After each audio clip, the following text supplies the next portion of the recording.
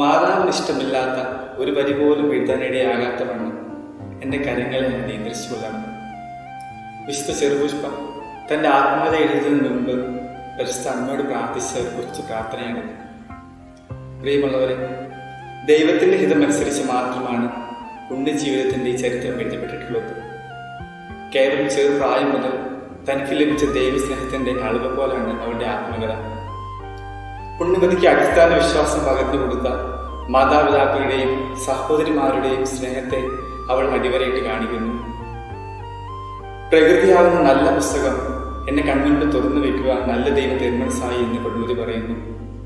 അതെ, പ്രകൃതിയാകുന്ന നല്ല പുസ്തകം അവളുടെ മുൻപിൽ തുറന്നു വയ്ക്കുന്ന ദൈവം തിരുമനസ്സായി എങ്കിൽ ഇന്ന് പുണ്യജീവിതത്തിന്റെ ചരിത്രമാകുന്ന ഒരു ആത്മാവിന്റെ ചരിത്രമാണ് ലോകത്തിന് മുൻപിൽ ദൈവം തുറന്നു വെച്ചിരിക്കുന്നത്. അതാണ് നവമാലിക.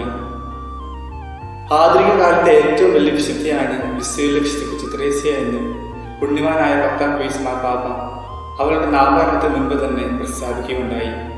നവമാലിക പോലെ ക്രൈസ്തവ ലോകത്തെ സ്വാധീനിച്ചിട്ടുള്ള മറ്റധികം ഗ്രന്ഥങ്ങളില്ല. പ്രിയമുള്ളവർ, നവമാലികയുടെ താളുകളിലൂടെ കടന്നു പോകുമ്പോൾ സാധാരണ ജീവിതത്തിൽ ഒളിഞ്ഞു കിടക്കുന്ന അസാധാരണത്തെ നമുക്ക് കാണുവാൻ സാധിക്കും. ഒരു ആത്മാവിന്റെ ചരിത്രം ഇന്ന് അനേകം ആത്മാക്കളെ പുണ്യപൂർണ്ണതയിലേക്ക് എത്തിക്കുവാൻ സാധിച്ചു.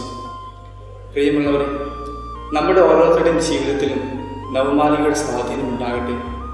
അതുവഴി അനേകം ആത്മാക്കളെ നമുക്കും കർത്താവിനെ നേടിയെടുക്കാം.